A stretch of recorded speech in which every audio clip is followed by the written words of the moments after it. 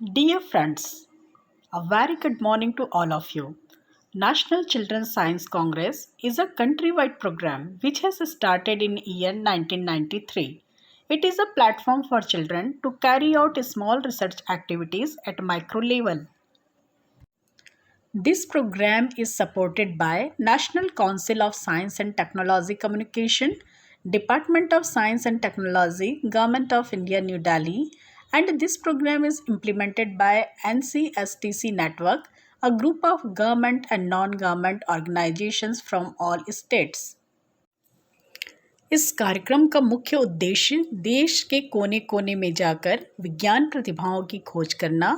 एवं बच्चों में वैज्ञानिक चेतना का अंकुरण कर उन्हें स्थानीय परिवेश में तार्किक वैज्ञानिक खोज की दिशा में आगे बढ़ाना है। इस कार्यक्रम का मुख्य उद्देश्य युवा वैज्ञानिकों को ऐसा मंच प्रदान करना है जहां वे अपने शोध कार्य को प्रदर्शित कर सकें, उन्हें अपने आसपास की समस्याओं को जानने समझने एवं वैज्ञानिक विधि से समस्याओं को हल करने की दिशा में सीखने समझने का प्रयास करने में यह कार्यक्रम महत्वपूर्ण भूमिका निभाता है। देश के भविष्य निर्माण में वैज्ञानिक ज्ञान के महत्व एवं भूमिका को समझते हुए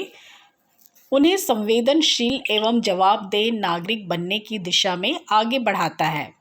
यह कार्यक्रम युवाओं में वैज्ञानिक चेतना का निर्माण करता है।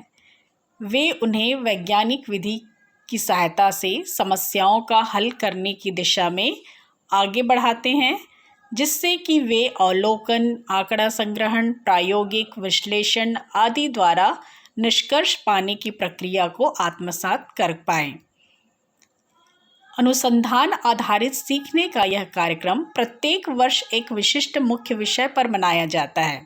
जो लगातार 2 वर्षों तक के लिए होता है तथा इसका निर्धारण लोकल फॉर ग्लोबल के मूल सिद्धांत पर आधारित होता है। आइए अब हम जानें कि आखिर वर्ष 2022-23 का मुख्य विषय क्या है।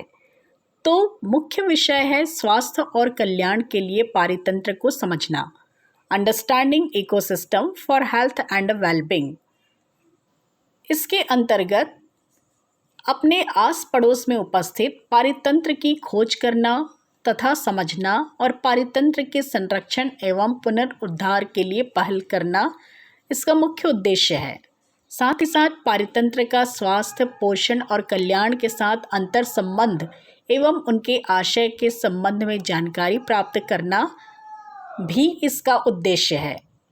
स्थानीय स्तर पर प्राकृतिक संसाधन प्रबंधन, कृषि एवं गैर कृषि उत्पादन, भोजन, पोषण और आजीविका की रक्षा, स्वास्थ्य सुरक्षा के लिए पारितंत्र दृष्टिकोण पर आधारित प्रयोगात्मक कार्य की पहल करना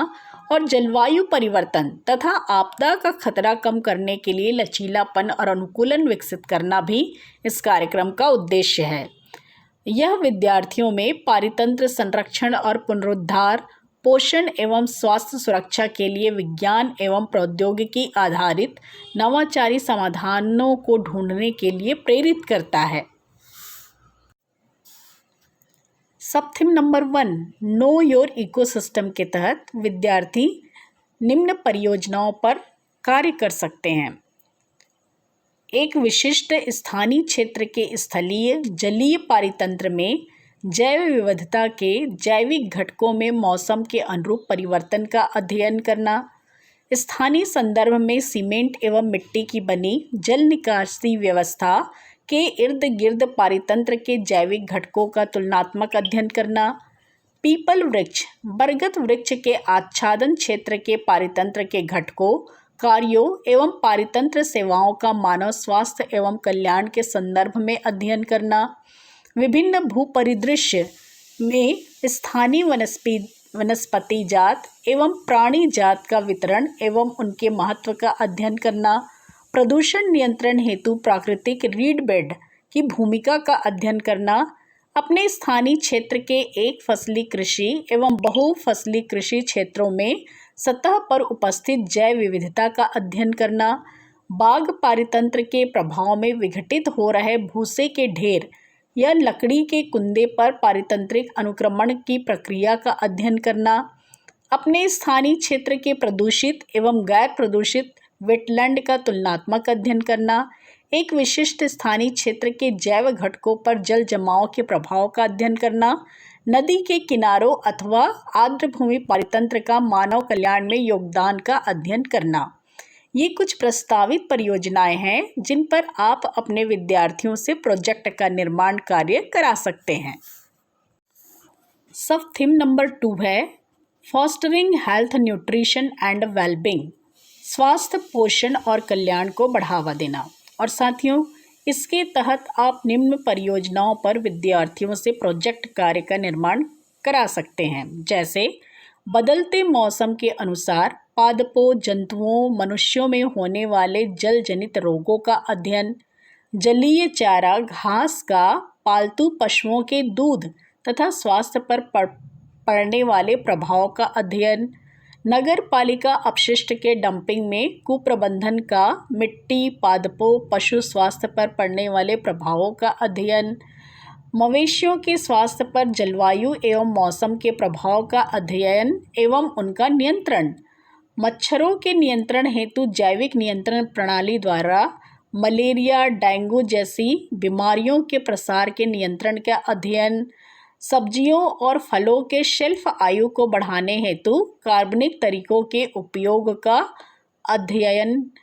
आदिवासी जनजाति क्षेत्रों में खाद्य प्रणाली एवं स्वास्थ्य की स्थिति के पैटर्न का अध्ययन, कल्याण के लिए जन स्वास्थ्य पोषण और सामुदायिक स्वास्थ्य का अध्ययन,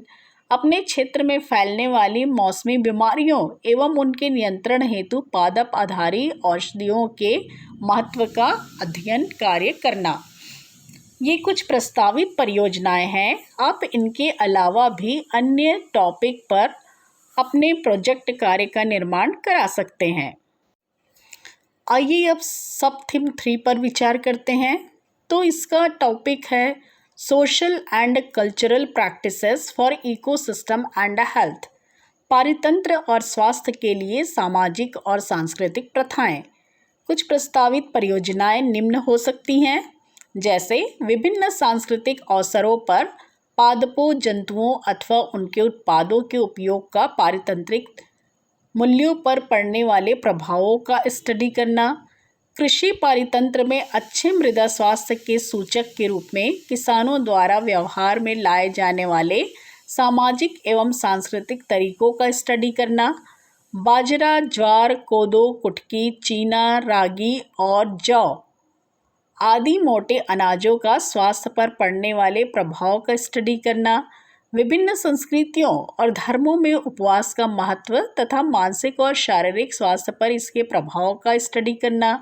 किसानों के स्वास्थ्य को बनाए रखने के लिए कृषि पारितंत्र में स्थानीय सामाजिक और सांस्कृतिक प्रथाओं के उपयोग का अध्ययन करना, स्थानीय संदर्भ में नदी, पोखर के पारितंत्र में स्वास्थ्य के दृष्टिकोण से व्यवहार में लाए जाने वाले कुछ सामाजिक एवं सांस्कृतिक प्रथाओं का अध्ययन करना, स्थानीय संदर्भ में पारितंत्र एवं स्वास्थ्य के लिए सामाजिक एवं सांस्कृतिक प्रथाएं, त्योहारों के अवसर पर किए जाने वाले उपवास का मानव स्वास्थ्य एवं पारितंत्र पर पड़ने वाले प्रभावों का अध्ययन करना, पराली को जलाने से पर्यावरण एवं मानव स्वास्थ्य पर पड़ने वाले प्रभावों का अध्ययन करना। साथियों, ये कुछ प्रस्तावित टॉपिक हैं जिस पर हम अपने विद्यार्थियों से प्रोजेक्ट कार्य का निर्माण करा सकते हैं। आइए अब हम सब थीम 4 की ओर बढ़ते हैं। तो इसका टाइटल है ecosystem based approach for self reliance, आत्मनिर्भरता के लिए पारितंत्र आधारित दृष्टिकोण, जिस पर निम्न परियोजनाएं तैयार की जा सकती हैं, जैसे आत्मनिर्भरता के लिए मौसमी परिस्थितियों पर निर्भर पारंपरिक कृषि उत्पादों, सब्जियों और फलों के उत्पादन के लिए अपनाए गए संधारणीय तरीकों का अध्ययन करना, प्रोबायोटिक्स में सूक्ष्म जीवों तथा कवक का उपयोग करके मानव स्वास्थ्य पर पड़ने वाले लाभ का अध्ययन करना, खाद्यान्न उत्पादन में आत्मनिर्भरता हेतु कृषि भूमि में आर्द्रता, जल धारण क्षमता तथा कार्बन के मेंटेनेंस का स्टडी करना, फूलों की खेती का पारितंत्र पर पड़ने वाले प्रभावों का स्टडी करना, स्थानीय संदर्भ में खाद्यान्न उत्पादन के लिए जैविक विधि द्वारा मृदा की उर्वरता बनाए रखने के उपायों का स्टडी करना, आय में वृद्धि की संभावना हेतु तालाब के पारितंत्र का अध्ययन करना,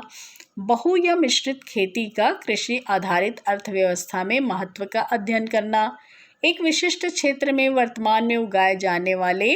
फसलों की वैकल्पिक व्यवस्था का पारितंत्र पर पड़ने वाले प्रभाव का अध्ययन करना। सब थीम 5 है पारितंत्र और स्वास्थ्य के लिए तकनीकी नवाचार,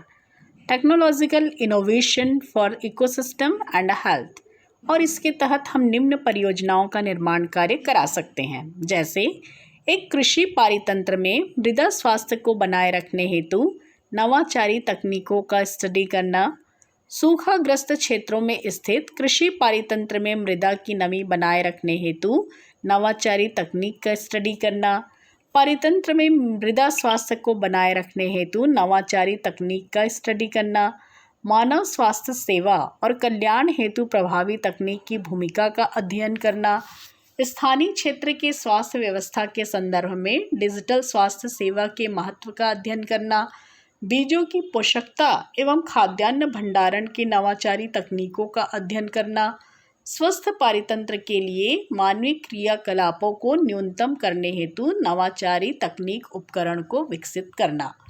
तो साथियों, ये कुछ सजेस्टिव टॉपिक्स हैं जिस पर कि हम अपने विद्यार्थियों से प्रोजेक्ट कार्य का निर्माण कार्य करा सकते हैं। इसके अलावा भी विद्यार्थी अपने समझ के अनुसार अपने आसपास की समस्याओं को देखकर उस पर प्रोजेक्ट कार्य कर सकते हैं।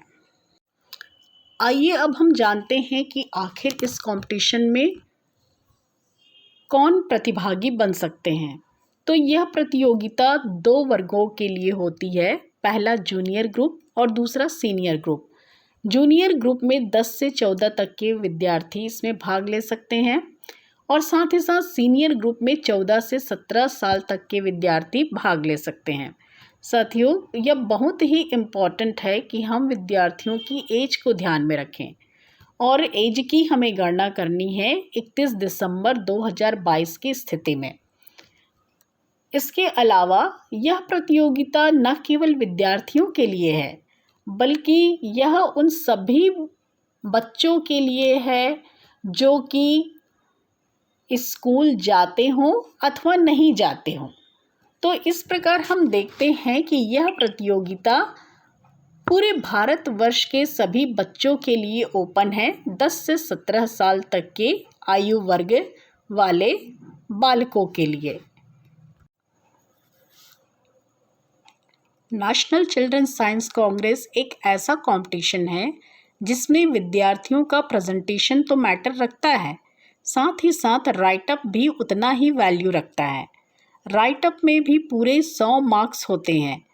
और इसीलिए जब हम राइटअप करते हैं तो उस समय हमें इसके प्रोजेक्ट के स्ट्रक्चर पर ध्यान देना बहुत ही ज़रूरी हो जाता है। सबसे पहले हमें ध्यान देना है वर्ड लिमिट पर। तो word limit for the written report for the lower age group is 2500 and that for the upper age group is 3500 and the written report can be sustained by photographs, neatly drawn sketches, illustrations and drawings etc. साथ ही साथ यह महत्वपूर्ण हो जाता है कि विद्यार्थी log book maintain करें। अब आइए हम देखें कि आखिर लॉग बुक क्या है। तो log book is a diary of proper day to day record of field work and it has to be maintained while carrying out the project works, which needs to be authenticated by the guide. And this logbook must be submitted with the project report at the time of oral presentation. तो साथियों, logbook बनाना, logbook simply एक diary होता है और इसे हमें जब हम प्रोजेक्ट रिपोर्ट सबमिट करते हैं उस वक्त सबमिट करना आवश्यक होता है। नेक्स्ट आइए अब हम देखें कि आखिर कवर पेज में हमें क्या क्या लिखना है। तो कवर पेज हम चाहे हिंदी में लिख सकते हैं या इंग्लिश में और ये कंटेन करता है title of the project, name and address of group leader and co-worker, name and address of guide, name of the school with full address. The top right hand side of the project should have the project code, and the language of the project also should be prominently written below the project code. आइए अब हम जानें कि आखिर एक project report में content क्या क्या होते हैं। तो first of all we should to write down introduction, then hypothesis, then objectives, then methodology. और ये जो मेथोडोलॉजी है वो एक्सपेरिमेंटेशन भी हो सकता है या कि सर्वे या क्वेश्चनायर बेस्ड भी हो सकता है। केस स्टडी पर भी यह आधारित हो सकता है। Observations and data collection, numerical analysis is needed, then data analysis and interpretation is needed, then we have to write down results and then conclusion, and then we have to provide solution to the problem and future scope of the work, that is follow up is also needed. Next point है acknowledgement, and then we have to write down references or bibliography. तो साथियों, being a science teacher यह हम सभी की जिम्मेदारी हो जाती है कि नेशनल चिल्ड्रन साइंस कांग्रेस के माध्यम से हम अपने विद्यार्थियों में साइंटिफिक टेम्परामेंट को डेवलप करें। साथ ही साथ हम अपने विद्यार्थियों को प्रेरित करें कि वे हमारे आसपास जो समस्याएं निहित हैं उन समस्याओं के समाधान में कैसे हम वैज्ञानिक विधि का प्रयोग कर सकें,